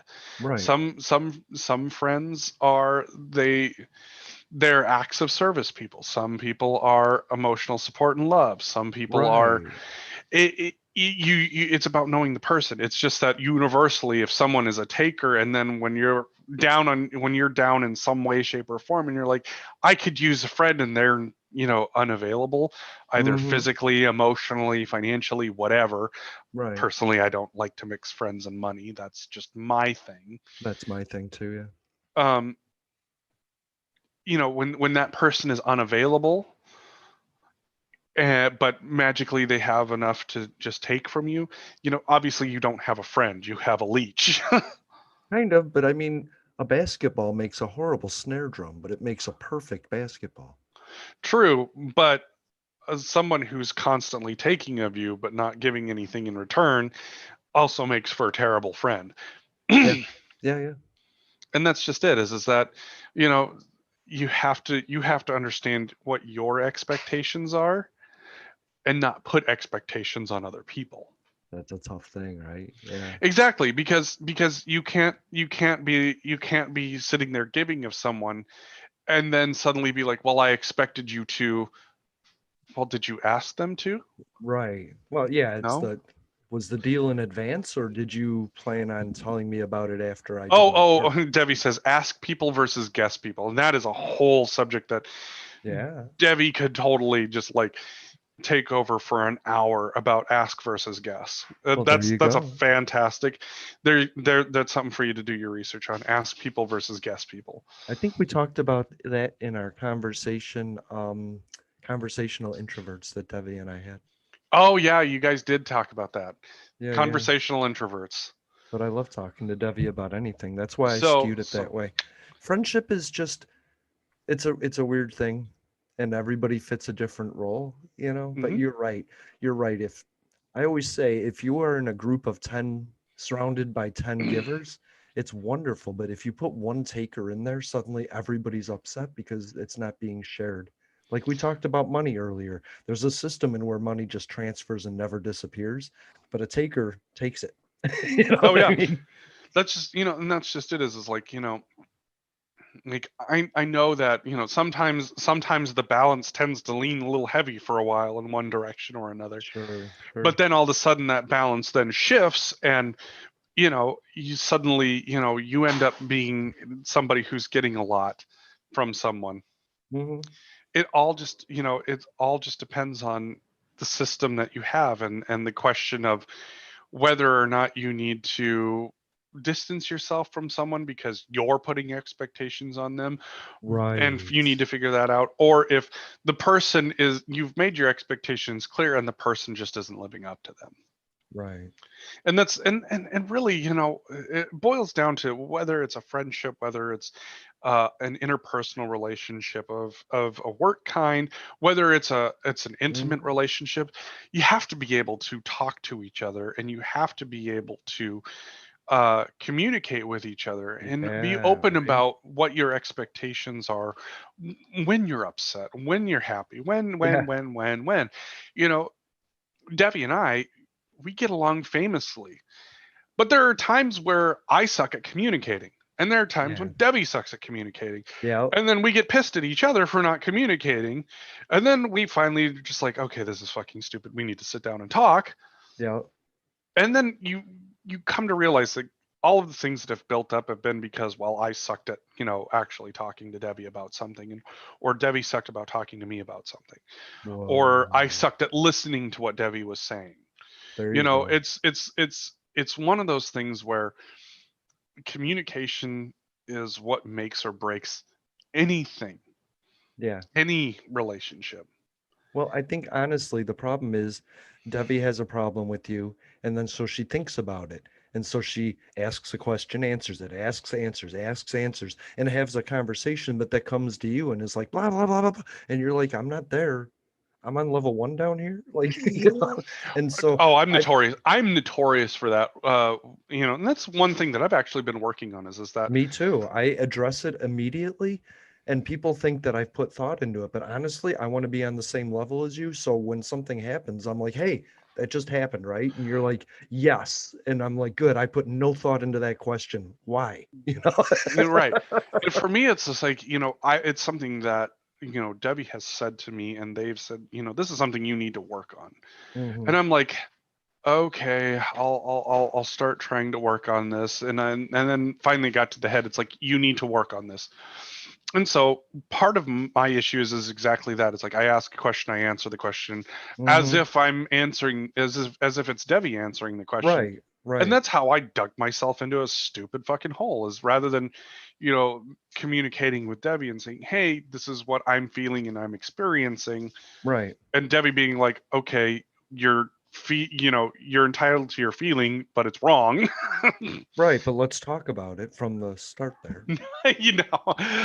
No, you don't do that. But like, but in our communication style, it's, actually being able to put it out there. And Yeah. even for me, like, part of my problem has been that growing up, there was always a fight, a verbal fight of some sort. And so, Right. for me, it's like whenever I needed to actually address, hard conversations, Right. I was used to whatever was about to be difficult was about to be a fight. Exactly. And I think And most people are like that. Billy, hold on. I do think people they have to work themselves up to confront somebody. And so, yeah, they get a certain amount of anger in them to address it. And then, so when they're finally communicating, they're coming off in a way because they realize how stupid it is that they have to get angry to communicate with you. And that whole process with somebody is just so weird when, if Right. you address it immediately, you're both in the same confused state. And I did that with my wife all the time. I would be like, I hate this, blah, blah, blah. And she'd be like, what are you talking about? And I'd be like, oh, yeah. So this happened. And then I got mad at this. And she's like, what? And I'd be like, all right, so this. And and I'd bring her back to level one. And then she'd be like, all right, now I understand what you're saying. Let's talk about what you expected me to do to fix that. Oh, nothing, I guess. Like, Right. Or the whole issue of just being able to have a conversation with someone yeah. it's especially like, like when you're not confrontational or when you are confrontational in nature, but you have Mhm. someone who isn't. It's like I can get very loud and very passionate, and Yeah, Debbie yeah. can get very loud and very hyper focused and very straightforward. And the reality is that if we come together with the understanding that we're going to have a productive conversation about whatever our feelings are, what's happening with us I know or you're not around gonna us. I know you're not gonna walk out, right? But not even that. It's that I know that you're going to listen, Mhm.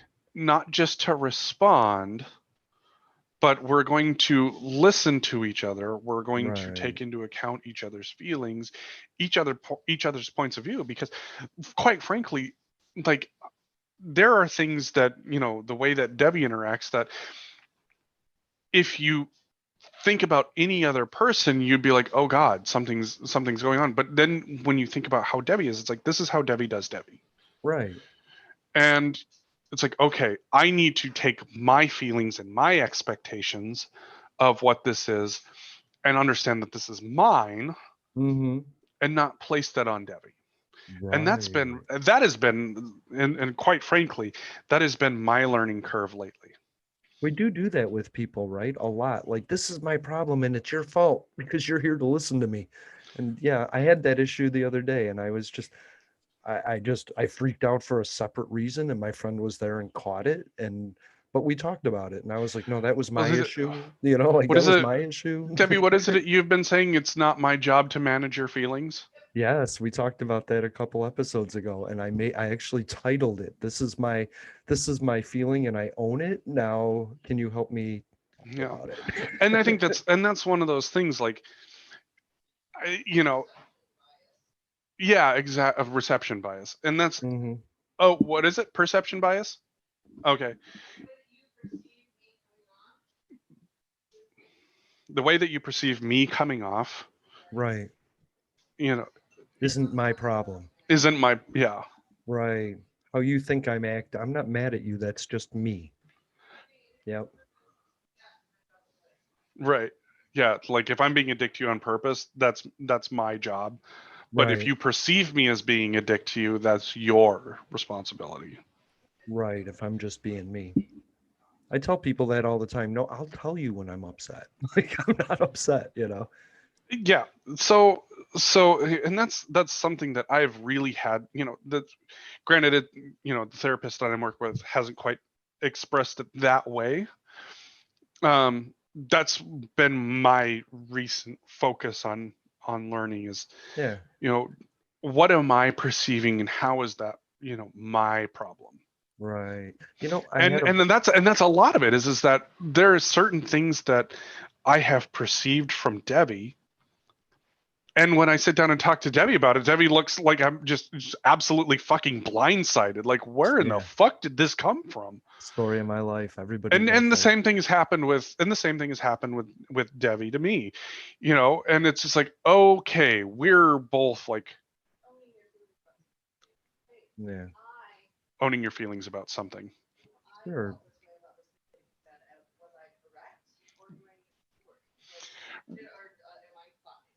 Unless you have a microphone, Devi, this is worst podcast ever. So it's definitely really interesting in that Yeah. it's something that we all have to be better about learning, and it's all something Yeah. we have to be willing to explore and grow in. And it's I have done a I have historically done a terrible job at this. Right. And and I am striving every day to do better, because now that I have started to learn that, Mm-hmm. I feel as though I have been able to, number one, clear a lot of the shit that was in my head that was of my making and my doing, Right. and get that out. I just And had I to get feel like past it's my left me open to be more communicative with with Debbie, with my oldest, with my youngest. with You know, everyone. Yeah.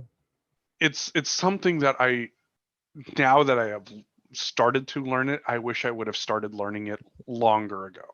Yeah. I had to Because I had to get rid of the judgment portion of it. Like your initial reaction to something is often judgment, and if you can just eliminate that and pay attention and to the situation, mhm. you can often get past a lot of anger that people have. Yeah, and so it's, as that's just one of those things. Learn what's yours, learn what isn't yours. Yeah. And that's just it, is that you can't learn some of that without talking with the person. Right.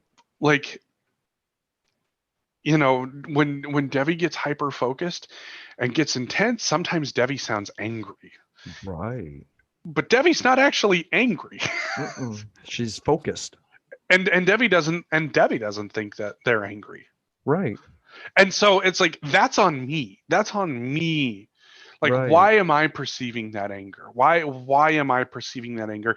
What issue do I have to work on? And that's, we got to stop placing things on other people and start focusing on ourselves. And we have to I'm working on that. we have to stop taking things on that don't belong to us. If Devi Mhm. is angry but has nothing to do with you, you shouldn't get offended that she's angry and talking to you a certain way, right? You should be a part of the solution and not assume that you're being attacked by somebody who's just upset. And that's just it, is if Devi is upset, but Devi is not upset at me, you know, Mm-hmm. what capacity does Devi want me there? And Exactly. be willing to listen, not to respond necessarily, unless Debbie wants a response. Right. I like to say, Asking asking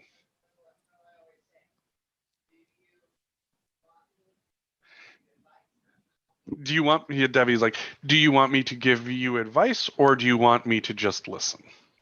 right, exactly. And you only find out by listening, by the way. Exactly. And or as the classic that my grandparents always used to say, my grandfather would say, is, well, God gave you two ears and one mouth. It's because you're supposed to do twice the listening and half the talking. Sure. But we always get offended and we always want to come up with the solution. A lot of times it's not about that. It's about the listening, you know? And that's something that I hope that I've gotten better about, knowing that Mhm. I have more work to do. And also, for the record, the answer isn't immediate. A lot of times You know? you have to let somebody talk about it and repeat it until they understand what doesn't make sense about it.